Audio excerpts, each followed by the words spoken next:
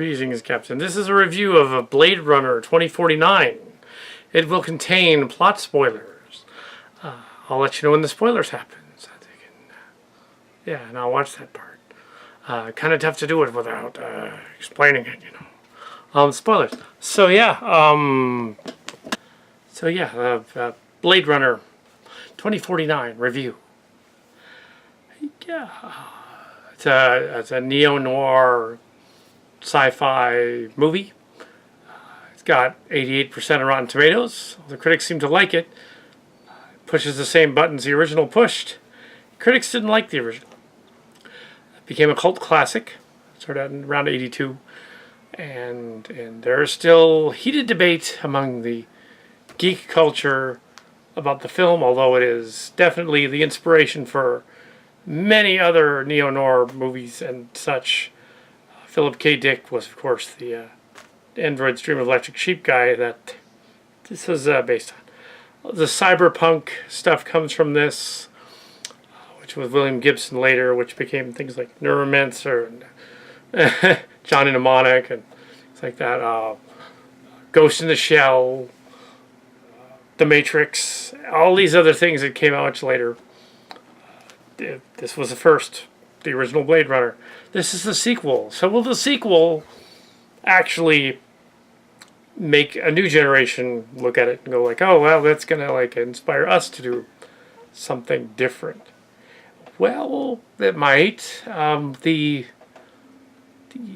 don't really explain the world, but the world building is vast in the story. They didn't explain how only in 2019, the original, the Earth was all messed up. Apparently there's nothing growing there, and somehow they have the energy and technology to build replicant people to work as slave labor on colony planets that they have. The only way that works is it's not really 2050 or 2015 or 2019 or whatever. It's actually much later. They're just calling it 2019 because, yeah, between 1982 and 2019, there's, no space colonies and stuff. We're in 2017 now, and it is not a post-apocalyptic horror. It's completely different. And the cameras they were using to zip around, it looked like a Polaroid when they printed it because it's cheap. They just developed that technology, so they do have that. So Blade Runner did do that. But you have to have a camera that's actually snorkeling along to take the picture. The picture has to be in 3D, and you have to be able to do that. Already, the pixels have to be like 4K pixels, or you wouldn't be able to do it at all in 3D. Yeah. But yes, I liked how they used the sort of those funky like picture scanner things from the original in this one. Like they would still have those. Liked how they had set that up.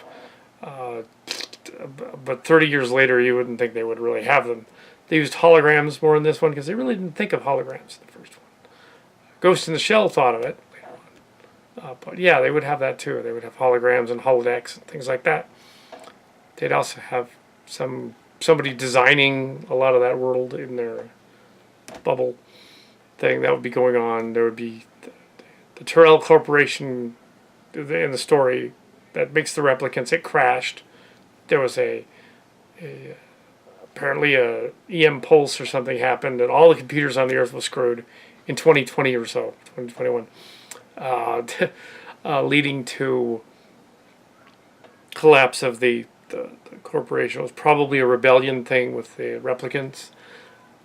Then a bunch of other replicants are out there, and a new Blade Runner is sent in 2049 to this farm, protein farmer's house to retire the farmer.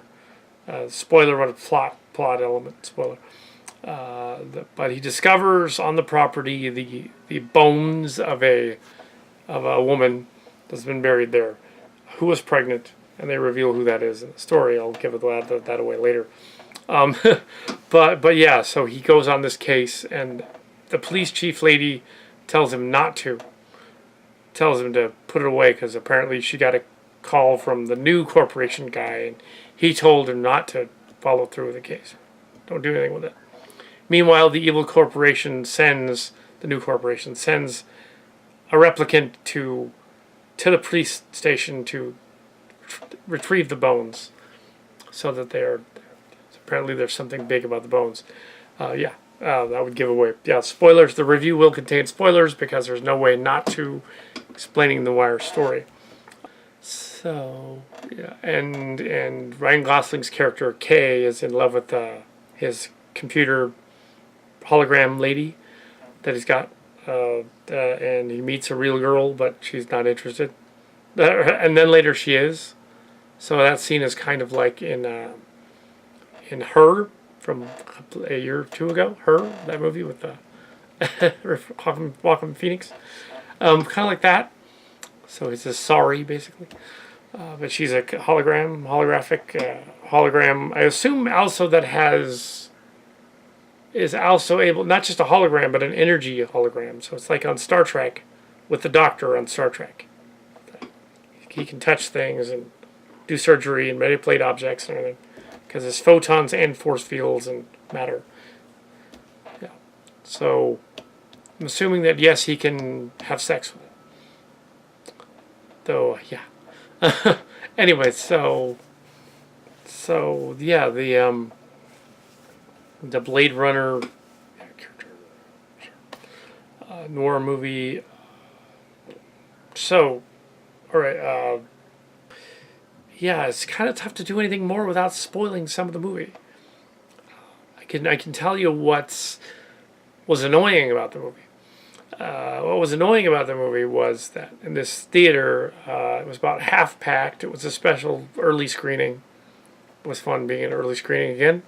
And yeah, so, but it was the first day, so it wasn't technically early. It was just the first day. And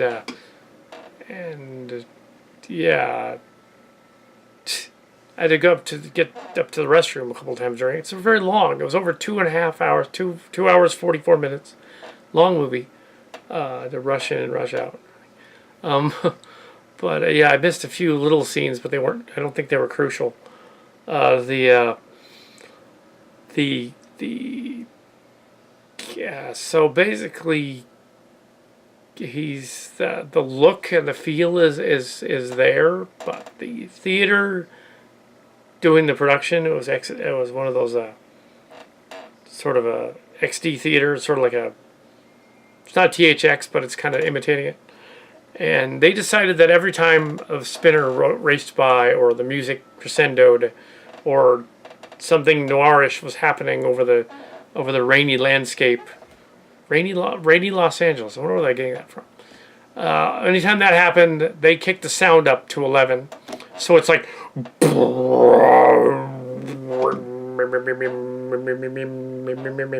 It's like, really? It doesn't need to be that loud. It's just this thing going by. But no, they had to jack the sound up. So, the original movie kind of did that too. So yeah, it sounds like the original. So this sequel is very well done. I'd almost call it a follow-up more than a sequel, because clearly they intended to show the story of Kay and his trying to discover who his parents were, and all that other stuff, and going to the girl in the holodeck. That's specially in the holodeck. I won't give away everything, but she can create stuff on the holodeck. She's supposed to stay there. She can't leave. There's the new corporation is kind of crazy, and there's this new crazy guy he's blind, but he's got like sensor eyes in the back of his head, and he brings one of the replicants to life and then kills it. Not sure why he did that. I guess because he thought it wouldn't make life or something. I don't know. But he's a crazy, like, pseudo-Jesus false prophet guy. And he's gone nuts.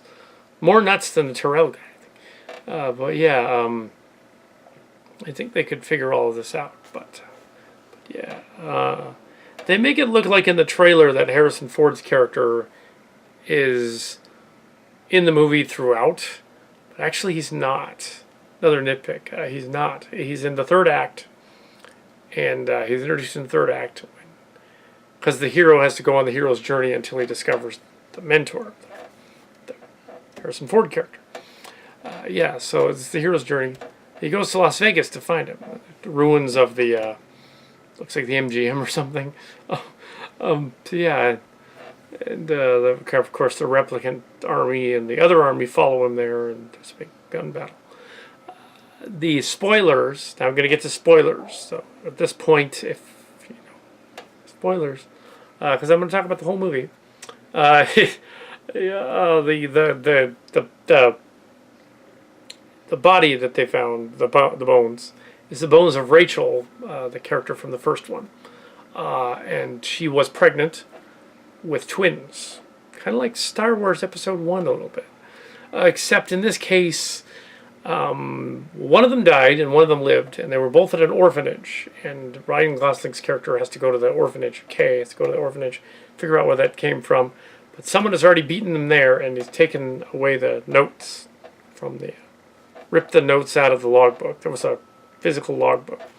He goes about trying to find out all of this stuff, and due to the power surge thing that happened, which happened about when the kid was born, around that time period, and everything went blank except for the power surge. There's also a little horse that he remembers. This horse, it's kind of like the origami unicorn, a little bit paying homage to that.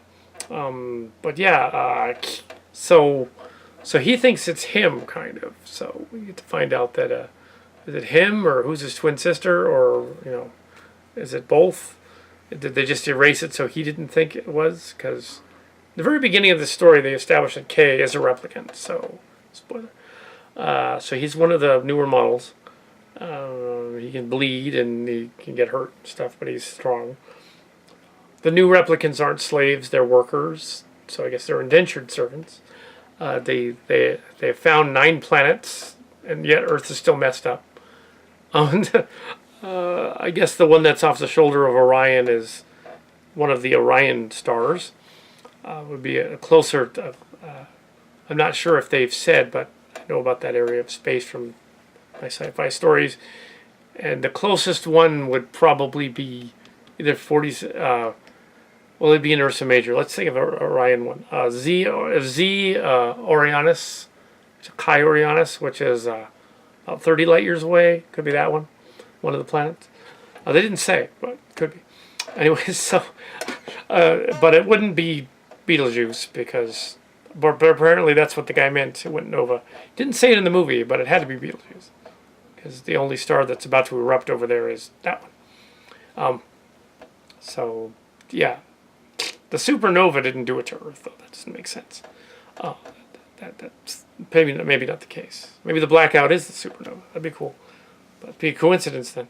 And space gods are behind it. No, they don't appear to be space gods in the story. It's just humans that have created like replicants and things, and put memories in them and stuff. And apparently, the memories of this Kay's character are actually planted. Spoiler. And in the end, we find out that the girl is actually Harrison Ford's daughter. The end. Spoiler. Yeah, there's plenty of spoilers here, but yeah, I don't want to give away everything. Go out and see the movie. It was very good. Very good movie, except for the loud parts that were just ridiculous. But yeah. So there's going to be plenty of other people spoilery reviewing the movie. It's really good. So go and see it if you like that kind of thing. The neo-noir crime movie. It does hit the same notes as the first one. Has that same atmosphere. I'd say it's a little better in some places than the first one. I liked that it didn't go overboard and start to make itself like the Ghost in the Shell live-action remake and just have lots of dazzling stuff going all over the screen. Like they didn't do that much. They basically concentrated on the noir and the rain and the snow and the stuff. Where are they anyway? They still say they're in Los Angeles, but there's snow and rain. I don't get it. And there's bees in Las Vegas at one point. They land in Vegas. But yeah, they go back to LA. The police chief lady, stuff happens to her. Oh, and they've cloned. They get the bones and they try to clone Rachel. Yeah, some people were saying, would Sean Young reprise the role of Rachel in the movie? She wanted to. She does. Yeah, spoiler. She comes back briefly. I won't give away what happens, but she does have a cameo near the end of the movie, and yeah, and I won't give that away because it's messed up. But yeah, neither Harrison Ford or Sean Young liked each other during the first movie at all, so they had to like pretend to like each other. And they didn't like Ridley Scott, so it's funny that he's decided to do one after 30 years. Another one. But there's your review of Blade Runner 2049. In an alternate world where Earth apparently got messed up in the 60s, I guess. But it got hyper advanced as well, so they could have replicants and aliens and robots and things. Yeah, so it got super advanced, and they were able to go to other planets, and yeah, there was 2 black guys in the movie, including the priest, the orphanage runner guy. And there were not as many Asians as the first one, although you think there would be. There were a lot of Hispanics. They didn't really. They reference a wall around Los Angeles that they fly over. But that's not a reference to Trump in the wall. That he wants to build. That's not. That was in the first one. It was walled in because there was like radiation outside. So they might think, ooh, the Trump wall. No, it's not. It's just for the radiation. They said the radiation was.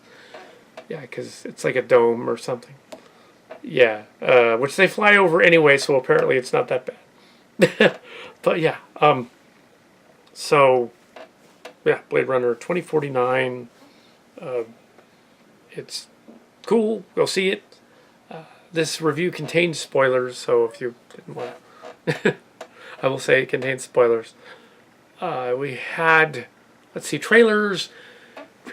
We had The Commuter again, the movie that doesn't make any sense. I think it's Liam Neeson. And this weird lady sits next to him and says, "You gotta take this money and stop this guy on the train before we get to the next stop." And then he like gets framed and stuff in the trailer. It kind of gives away the ending, and it's like, okay, this premise is ludicrous. It's like it would never happen.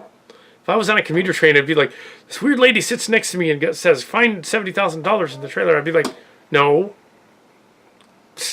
I don't believe you. One thing.